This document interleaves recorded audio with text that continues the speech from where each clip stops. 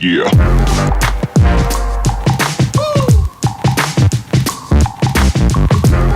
De olho também na galera do associativo. Por que que eu tô falando isso? No sábado, um grande amigo meu, vascaíno, que tá sempre antenado pra cacete, torcedor como nós, ele me mandou uma entrevista do canal Wellington Campos FC. O Wellington Campos é um jornalista que, com certeza, quem acompanha o Vasco conhece. É um cara que tem aí, sei lá, 40 anos de profissão, talvez. É um cara muito respeitado, é um cara muito polido, é um cara que obviamente, ele não age como nós, torcedores. Então, ele age com muito mais cuidado, com muito mais... E ele fez uma entrevista, eu não sei se essa entrevista foi sexta-feira à noite ou foi sábado de manhã. Eu sei que foi publicada no sábado, no canal dele. Então, se você ainda não viu, eu sugiro que você veja essa entrevista com o Duque Estrada, com o Roberto Duque Estrada, que é o nosso segundo vice-presidente geral e faz parte... Do conselho da SAF. É né? o trio tão citado o tempo todo, né? Salgado, Osório e ele. Exatamente. Então ele faz parte do conselho. E aí, o Wellington Campos, com todo cuidado, fez a pergunta a respeito dessa janela, das contratações, da contratação do treinador e tal. E aí, cara, é impressionante como que eles estão alinhados para responderem de forma rasa, de forma cara, de forma até ofensiva. Ofensiva, né? Porque nos trata como otário. Eu ia chegar nisso, mas eu falei, pô, cara, hoje eu não vou gritar não, cara, vou ficar na moral. Mas é brincadeira, que eles acham que a gente é idiota e continuam, e parece que agem em conjunto, como um acordo. O Wellington Campos fez uma pergunta pro Duque Estrada a respeito disso, de contratação. Pô, tu sabe o que ele teve a cara de pau de responder? E se você não viu, eu sugiro que vá lá, canal Wellington Campos FC, e veja essa entrevista que foi há 2 dias atrás. Pô, ele teve a cara de pau de dizer que a torcida do Vasco tá muito angustiada e que ele entende a angústia, só que, pô, os agentes e os jogadores, eles não fecham nada no início da janela, eles seguram para fechar no final, para literalmente acontecer. Ele não usou essas palavras, mas tá na cara que ele quis dizer isso, que esses caras ficam leiloando. Então, se, por exemplo, se o primeiro clube chegar lá e o agente fechar logo, de repente o outro clube pode ter uma proposta maior e não vai fechar. Aí você vê o Internacional com o Ener Valencia, contratou logo de cara. O Botafogo foi muito mais rápido que a gente para contratar um treinador, por exemplo. E treinador também tem agente, tá, querido? Treinador também tem agente. Não vem falar só de jogador, que todo mundo hoje tem agente. O Rival contratou 2 caras, gastou quanto, Rival? 100 milhões. Gastou 100 milhões e contratou logo 2 caras no início da janela. Quer dizer, essa galera que tá contratando, essa galera então não tem agente, ou então esses agentes são otários, são idiotas, e esses não fazem leilão. Os agentes dos jogadores que o Vasco está namorando, ou negociando, ou flertando, esses são mais inteligentes. É isso que tu quis dizer, cara? Tu acha mesmo que nosso ouvido é pinico? Vocês vão continuar com essa ladainha, porra, essa ladainha ridícula pra cima da gente, Marques? Cara, porra, como é que pode, brother? Indo nessa linha, né, da coerência entre eles, né? Da coerência entre eles são alinhados pra cacete, muito, cara, irmão. Impressionante como o discurso não foge uma vírgula. Não muda nada, eles devem fazer reunião direto, meu irmão, pra ver o que cada um vai falar. E aí o que a gente tava falando sobre o Pedro Raul, né, o Luizão? Sobre o Pedro Raul, a gente tá falando sobre o aspecto técnico, né? Então eu vi muita gente falando assim, pô, graças a Deus, vai embora, 6 meses e meteu tantos gols, perdeu tantos gols. Eu sou um deles. Blá, blá, blá. E aí foi o que eu falei, eu concordei com tudo no aspecto técnico. Só que quando eu falei com ele, eu chamei a atenção pra um ponto, e aí ele refletiu também por esse aspecto. Até porque essa continuação no debate não exclui a questão técnica da saída dele, né? Mas tem um outro aspecto que quando eu chamei a atenção do Luiz, chamei a atenção pro ponto, né? Falei assim, Luizão, só pensa no seguinte, né? Vamos fazer uma linha do tempo inversa, né? O Pedro Raul, quinta ou sexta-feira, sacramentou a saída dele, né? Dentre a proposta, dentre ele ter aceitado, conversado com a família. Quando a gente leva isso pra trás, cara, minimamente, isso era um negócio, um assunto que provavelmente estava na mesa de alguém há uma semana, há 10 dias, há 8 dias. Talvez até mais, né, Marques? Enfim, desde a sondagem, desde ali a abordagem superficial, até de fato bater o martelo.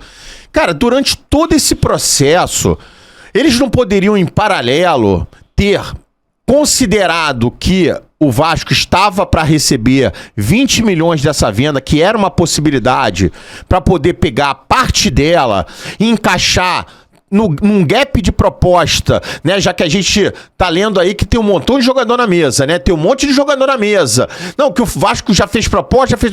O Vasco já não poderia pegar parte desses 20 milhões, que era uma possibilidade, para encaixar, talvez, num gap de proposta para um desses jogadores que estavam na mesa. Pra quê? E aí foi que eu falei com ele. Luizão, pro Pedro Raul sair, esses caras por uma porta, eles já teriam que estar anunciando um outro pra entrar por outra. Senão o cara passa uma descredibilidade. Porque quando o mercado olha e fala assim, ó, cara, pô, o artilheiro do campeonato mais difícil do mundo do ano passado, pô, tá sendo mandado embora 6 meses depois por deficiência técnica. Pô, será que o problema realmente é do cara? Ou seja... Estamos no 5º ou 6º dia depois de praticamente anunciar a saída do Pedro Raul e nada anda, cara. Então, aí a gente volta na pergunta do Flávio Dias. A sensação que a gente tem é, se estava ruim com o Pedro Raul, a gente está indo jogar um jogo nesse final de semana agora em São Januário, sem o 10 que a gente está desde sempre pedindo, e sem o nosso centroavante. Ah, tem a possibilidade do Ryan, vamos discutir escalação, vamos discutir tudo. Só que na teoria, a gente vai ainda mais fragilizado contra o Atlético Paranaense, que é um jogo em São Januário. E se você for fazer conta e projetar, de todos os jogos que faltam até o final do campeonato, o Vasco deve ter em torno de 10 jogos em São Januário. Ou seja, o Vasco ir novamente enfraquecido para um jogo, já estamos falando que dos 10 jogos que faltam em São Januário, é mais um que a gente vai jogar com um elenco fragilizado, com as peças que a gente pede não vem, ou seja, passa com o jogo com o Atlético Paranaense, vamos pegar o Corinthians fora, e aí depois volta para jogar, se eu não me engano, com o Grêmio.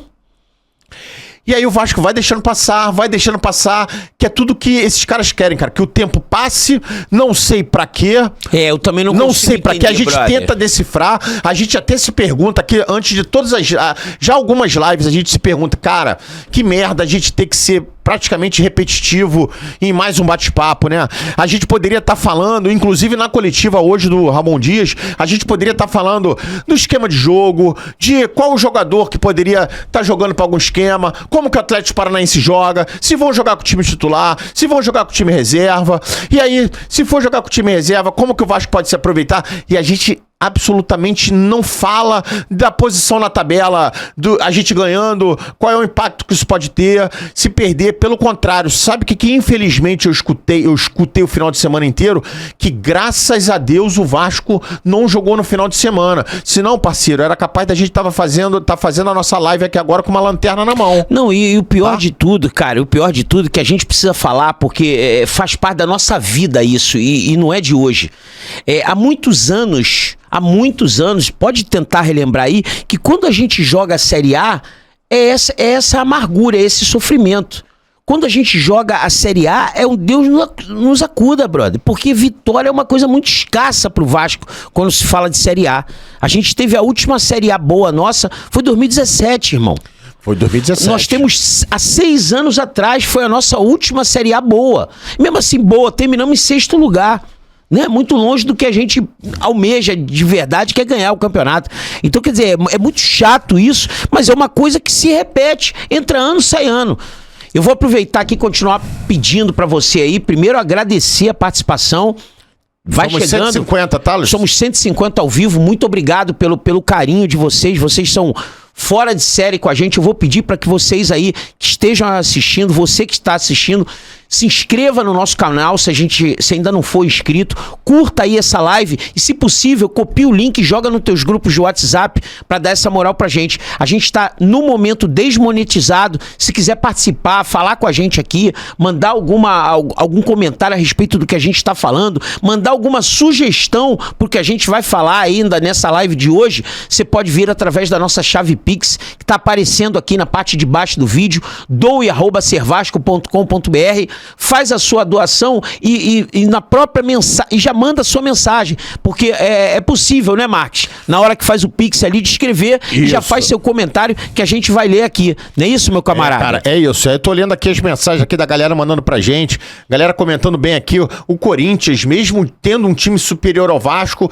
mas por se ver numa situação também bem delicada ali de resultados, né, no Campeonato Brasileiro, apesar de ter ido pra semifinal da Copa do Brasil, a campanha do Corinthians ruim. No Brasileiro é ruim. E aí eles trouxeram o Matias Rojas agora, né? Então mesmo... E eu vi o jogo do Corinthians sábado contra o América, e esse moleque jogou muito bem, hein, cara. Ele chuta bem, pra cacete de fora da área, corre pra caramba, voltava pra marcar, dava carrinho, maior disposição.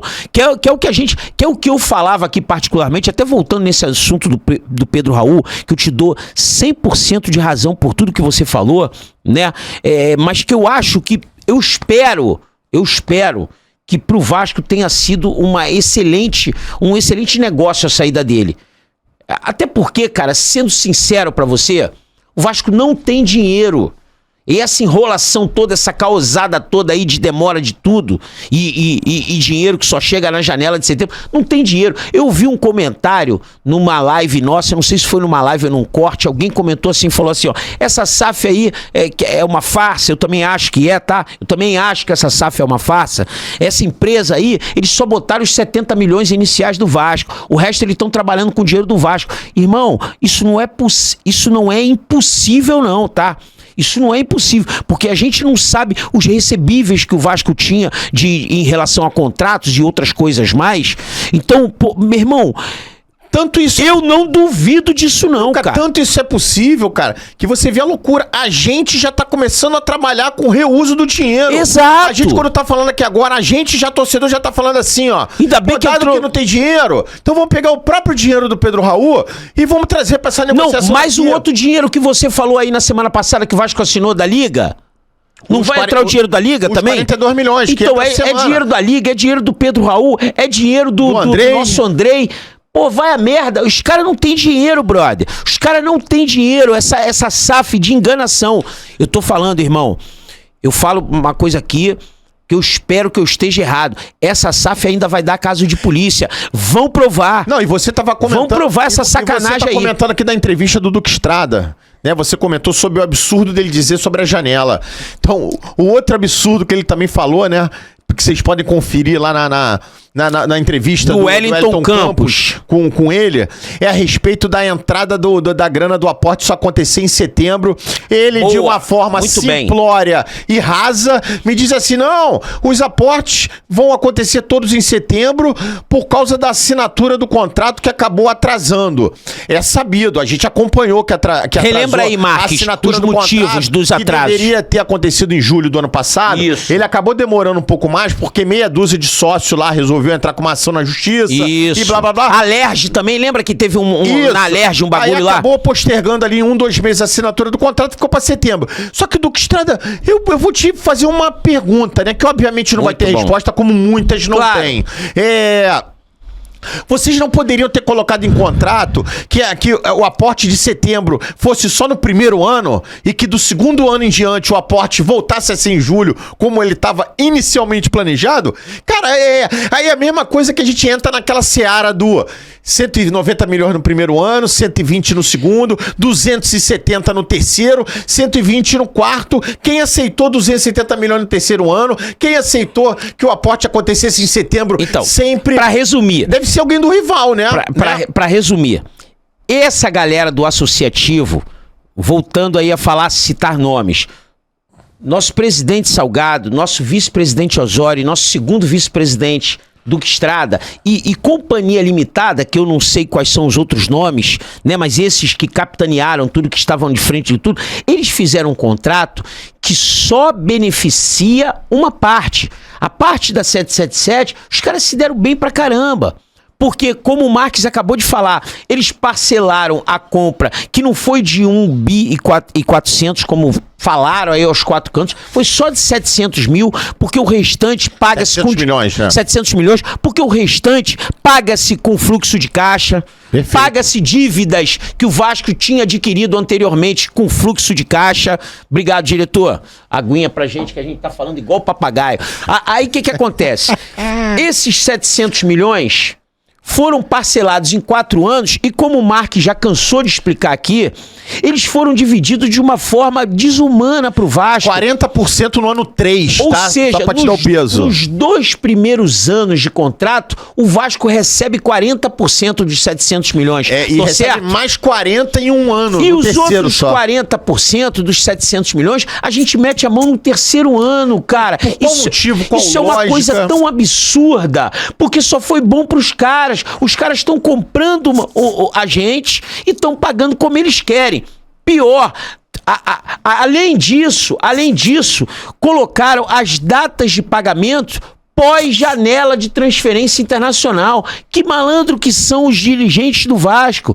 Que malandro que são os dirigentes do Associativo. Eles jogam em qual time? Eles são realmente Vasco da Gama?